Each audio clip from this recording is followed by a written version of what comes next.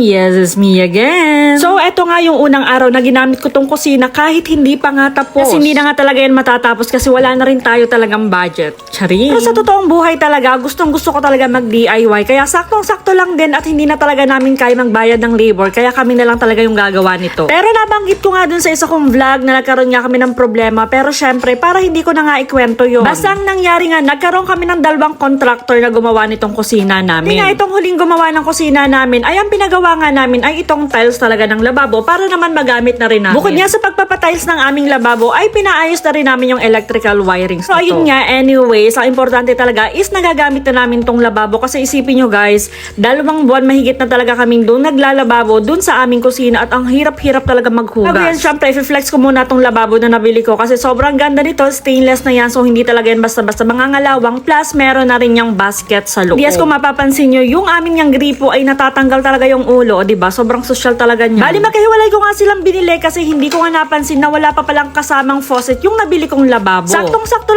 lang din kasi ito talaga yung faucet na gusto ko kasi mas maganda siya kasi nga flexible talaga. Kung mapapansin nyo nga hanggang ngayon, itong dish rack drainer nga ay gamit ko pa rin hanggang ngayon kasi grabe, sobrang laking tulong talaga nito. Mas maganda kasi siyang gamitin sa pagpapatuyo ng inyong mga pinaghugasan kasi alam nyo na, nakakatamad kasi minsan magtanggal nung pang-drain natin dun sa ilalim ng ating lalagyan ng plato. Kaya mas maigi na dito na nga natin patuyuin. So again, lahat nga ng nakita nyo dito sa aking video is makikita nyo yung link dyan sa my comment section. Kaya kung gusto nyo, i-check out nyo rin kasi sobrang ganda at sobrang useful talaga nito. So ayun nga, mabalik tayo dun sa kinukwento ko kanina. Yes, mag-DIY talaga kami dito sa kusina. Sa totoo lang talaga, yung una ko talagang gusto is mag-DIY na lang dito sa bahay. Yung as in, magpapalagay lang kami ng ceiling, magpapalagay lang kami ng partition, and yung mga iba is kami na lang talaga yung tatrabaho. Tulad nga ng pagpipintura, pagmamasilya, ayan, parang na-excite akong gawin niya kasi syempre napapanood ko yun madalas dun sa mga mommy vloggers talaga. Pero ayun nga, napag-desisyon namin na paggawa na lang ng maganda at maayos para ready na talagang tirhan. Pero ito nga, nung nagpagawa nga kami ng kusina, sabi ko nga rin kay Louie na baka naman pwedeng iwanan natin tong kusina, kumbaga mag-DIY na lang talaga tayo kasi yun talaga yung gustong-gusto kong mangyari. Yung tipong ako yung magkakabit ng vinyl tiles, yung tipong ako yung magpipintura, ayun, basta lahat yun gusto ko talaga siyang gawin. Kaya ayun nga, yung mga susunod nating mini vlogs dito is pag-DIY na nga nitong ating kusina at syempre kasama na rin yung loob ng bahay natin. Pero sa ngayon nga, medyo busy lang tayo ng very light, basta kapag may mga bagong updates nga dito sa bahay ay syempre i-vlog natin yan. So hanggang dito na lang mga madam, thank you for watching, bye!